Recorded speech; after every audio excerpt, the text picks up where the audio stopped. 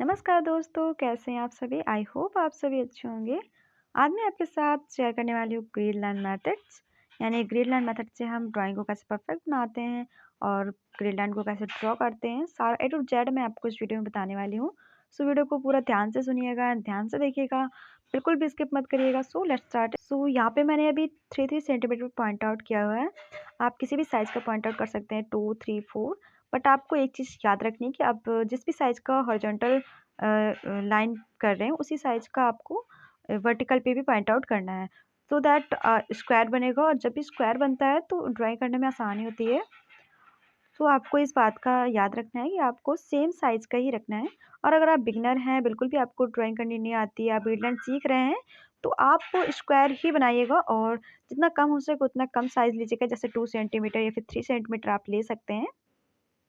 इससे ज़्यादा मत लीजिएगा आप, क्योंकि इससे ज़्यादा अगर आप लेंगे तो उससे अच्छे से अंडरस्टैंड नहीं कर पाएँगे, तो आपको ड्राइंग करने में थोड़ी-सा टफ़ होगा और फिर आपकी ड्राइंग अच्छी नहीं बनेगी। इसलिए आप कम ही रखिएगा। और यहाँ पे मैंने स्केल के हाथ से लाइन को ड्रॉ कर लिया है, vertical and horizontal.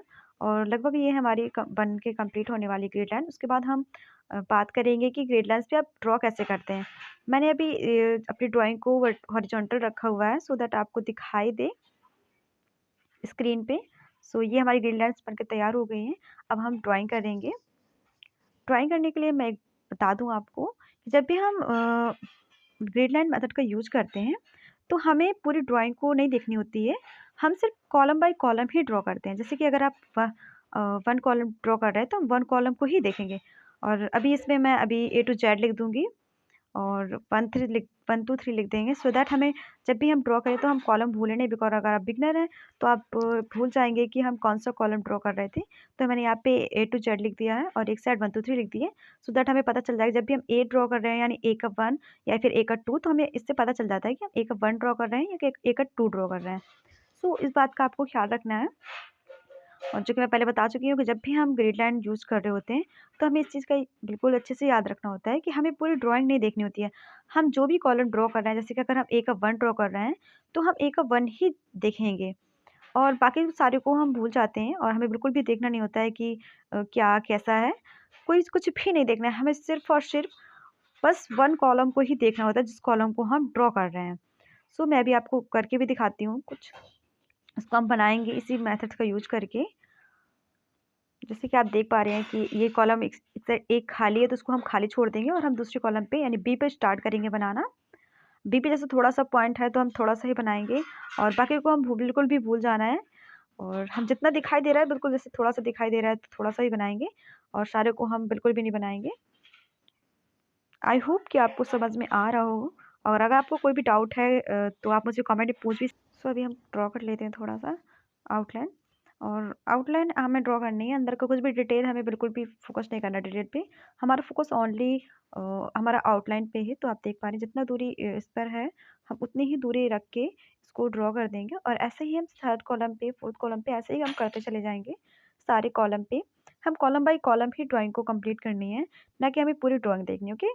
I hope कि आपको समझ में आ गया होगा। अगर नहीं आया तो फिर भी आप मुझसे कमेंट में पूछ सकते हैं। अगर आपका आर्ट संबंधित कोई भी क्वेश्चन है तो आप मुझसे पूछ सकते हैं कमेंट में। सो हम इसको भी ड्रॉ कर लेते हैं। आप देख पा रहे होंगे कि जितना दूरी इसमें है और मैंने उतनी ही दूरी रखी हुई है इस पे।